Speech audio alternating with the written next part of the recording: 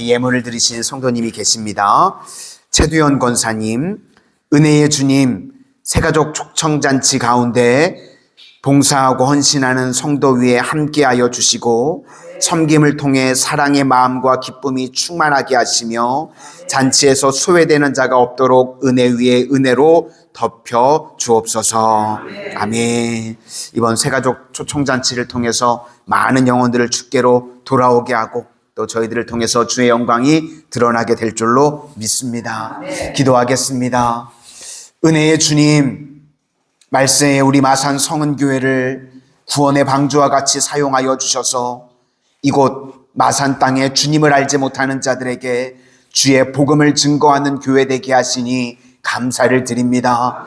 이 돌아오는 주 새가족 초청잔치 가운데 많은 영혼들을 주님 보내주시고 예배를 통하여 주님을 만나는 은혜의 역사가 임하게 하여 주시옵소서. 우리 마산 성은의 성도님들을 통하여서 하나님 복음 증거하는 것을 기뻐하시는 줄로 믿습니다. 저희들 마음껏 주의 사명 감당할 수 있도록 능력의 장중에 붙들어 주시고 주의 사명 감당할 때에 저희들의 삶의 모든 문제들은 주께서 일하시고 해결하여 주시는 은혜가 충만하게 임하게 하여 주시옵소서. 예수님 이름으로 기도드립니다. 아멘. 오늘은 굳건하게 서라, 굳건하게 서라라는 제목으로 하나님의 말씀 증거하도록 하겠습니다. 마지막 때가 되면 두 종류의 사람으로 나뉘어진다는 겁니다. 9절부터 12절까지가 멸망할 자이고 13절부터 17절까지는 주께서 사랑하시는 자들입니다. 이렇게 대비가 되고 각각의 특징을 말하고 있습니다. 첫 번째는 멸망할 자입니다. 이것이 적그리스도적인 모습인데 우리도 이런 모습이 있다 그러면 제거해야 된다는 것입니다. 10절 하반절에 보니까 진리의 사랑을 받지 아니하여 구원함을 받지 못함이라. 그러니까 진리의 사랑을 받아들이지 않으려고 하는 성향이 있다는 겁니다.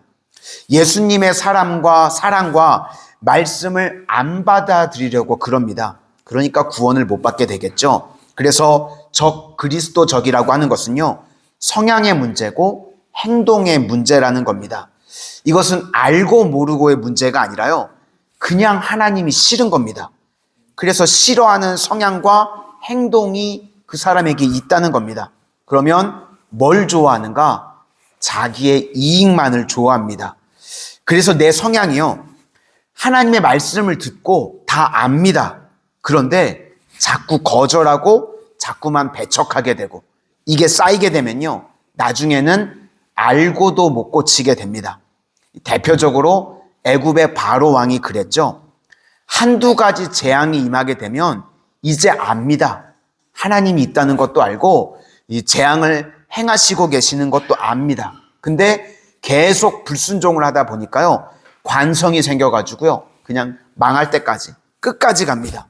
그것을 옛날 성경에서는 강팍하다, 요즘 바뀐 성경으로는 완악이라고 표현을 하고 있습니다. 모르는 것이 아니라요, 다 알고 있었습니다. 그런데 알면서도 그냥 가는 겁니다. 이런 바로왕과 같은 이 불순종하는 자들의 모습, 이거를 제거해야 된다는 것입니다. 그래서요, 이렇게 우리가 신앙생활할 때, 평탄할 때 제대로 하지 못하면요, 결국은 망하게 된다는 겁니다. 그러니까 지금부터 무장해야 우리가 이길 수 있다는 것입니다. 그래서 마지막 때 마귀가 어떻게 공격하는가 9절과 10절을 우리 다 같이 보시도록 하겠습니다. 9절과 10절입니다. 시작. 악한 자의 나타남은 사탄의 활동을 따라 모든 능력과 표적과 거짓 기적과 불의의 모든 속임으로 멸망하는 자들에게 있으리니 이는 그들이 진리의 사랑을 받지 아니하여 구원함을 받지 못함이라. 그러니까 마귀의 엄청난 공격이 있다는 겁니다. 능력, 표적, 기적과 모든 속임, 이 사단 마귀도 능력 행하는 거 알고 계시죠? 그러니까 이런 불순종을 가지고는요, 우리가 이길 수 없다는 겁니다. 그런데 우리가 일상의 삶에서 준비가 잘 되어져 있으면요, 나중에 성령께서 어떤 도전이 온다고 할지라도 이길 힘을 주신다는 것입니다. 그런데 이렇게 평탄할 때 기도도 안 하고 계속 말씀에 불순종하고 자기 좋을 대로 살아가게 되면 마지막에 가면요, 볼 것도 없습니다. 마귀가 극심하게 공격하면 아무도 이길 수 없다는 것입니다. 그래서 우리가 중요한 거는요, 아까 불렀던 찬송과 같이 주의 사랑의 줄로 우리를 굳게 잡아매소서. 그러니까 내 뜻이 아니라 하나님 인도해 주옵소서. 이게 우리의 살 길이라는 것입니다. 다음으로 하나님의 자녀들입니다. 여기서 중심적인 메시지는요, 굳건하게 서서 15절에 나옵니다. 15절을 다 같이 보시도록 하겠습니다. 시작. 그러므로 형제들아 굳건하게 서서 말로나 우리의 편지로 가르침을 받은 전통을 지키라. 그러니까 하나님 백성의 특징은 굳건하게 서 있는 것입니다. 그러면 이 이야기는 무엇인가 하면 하나님의 백성조차도요, 흔들릴 일이 많이 있다는 것입니다. 그러겠죠? 이 세상을 살아가는 동안요, 계속 흔들릴 일이 많고요, 넘어질 일이 많이 있다는 겁니다. 그런데 넘어지지 말고 흔들리지 말고 굳건하게 서 있어야 된다는 것입니다. 흔들리는 버스 안에서요, 우리가 서 있는 방법이 뭐죠? 손잡이를 잡고 있으면 됩니다. 그렇죠? 버스가 급브레이크를 밟아도요, 손잡이를 잡고 있으면 우리가 넘어지지 않습니다. 그러니까 우리의 신앙생활이요, 주님요, 이 손을 꼭 잡고 가소서. 그렇게 돼야 된다는 겁니다. 주님 손 붙들면요, 우리가 넘어지지 않고 흔들리지 않을 수 있다는 겁니다. 시편 37편 5절 말씀에 내 길을 여호와께 맡기라. 그를 의지하면 그가 이루시고. 그러니까 우리가 할 일은요, 주님 손 잡고 가는 거고 주님 의지하는 겁니다. 그래야 굳건하게 설 수 있다는 것입니다. 그러면 굳건하게 서는 방법이 무엇인가? 믿음과 삶의 일치라는 것입니다. 그러니까 어디서 우리가 힘이 나오는가? 성도는요, 내 믿음과 행동이 일치가 되면요, 내가 거기서 힘이 나오게 됩니다. 내가 말과 마음이 일치가 될 때 힘이 생기게 된다는 겁니다. 마귀가 우리의 힘을 빼는 것은요, 다 분리시키는 겁니다. 그러니까 말과 마음과 행동이 일치가 되지 않으니까 부끄러워지고 힘도 없고 그렇게 된다는 겁니다.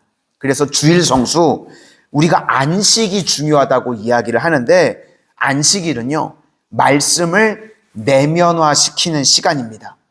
밖에 있던 말씀이요, 내 속으로 쑥 하고 들어오는 시간입니다. 그래야 일치가 되겠죠. 그런데 주일에 말씀은 안 듣고요, 죽어라 봉사만 하고 혹은 교사만 하고 그렇게 되면 내면화가 안 됩니다. 분주하기는 한데 말씀이 들어가지 않으면요, 일치가 안 되는 겁니다. 그러면 결국 힘이 없어지고요, 결국은 지치게 되어 있습니다. 지친다는 거는요, 문제가 있는 겁니다. 기계가 많이 돈다고 해서 망가지는 게 아니죠. 기름이 없으니까 망가지는 겁니다. 그러니까 우리도요, 성령의 기름이 있어야 되고요, 또 하나는 내면화가 이루어져야 되는데 그거 없으면 문제가 된다는 겁니다. 그래서 일치가 되지 않으면 그때부터 다 깨지게 된다는 것입니다. 그러므로 우리 성도님들은요, 말씀이 내 속에 잘 들어와서 믿음과 삶이 일치가 되므로 날마다 굳건하게 서는 능력의 종들이 다 되시기를 주님의 이름으로 축원합니다. 오늘 이제 기도하다 가실 텐데요, 오늘은 특별히 수능이 있습니다. 우리 올해는 수능 보는 자녀가 있는 거 아시죠? 우리 기도하다 가실 때, 자유롭게 기도하실 때 우리 수험생 위해서도 꼭 기도해 주실 수 있기를 부탁을 드립니다. 기도하겠습니다. 은혜의 주님, 저희들의 일상에서의 삶이 불순종의 모습들이 있다면 주님 다 제거해 주시고, 또 저희들 이 땅을 살아가는 동안 주님 손 붙들고 주님 의지함으로 굳건하게 서는 믿음의 신실한 종들이 되게 하여 주시옵소서.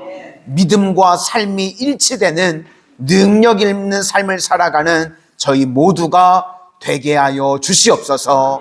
오늘 특별히 수능 시험을 보는 우리 채령이가 있습니다. 하늘의 지혜와 명철을 공급하여 주셔서 하나님 이 시대의 요셉과 같이 다니엘과 같이 하나님 세상이 감당할 수 없는 하나님의 믿음의 신실한 일꾼 되어질 수 있도록 인도하여 주시옵소서. 예수님 이름으로 기도드립니다. 아멘.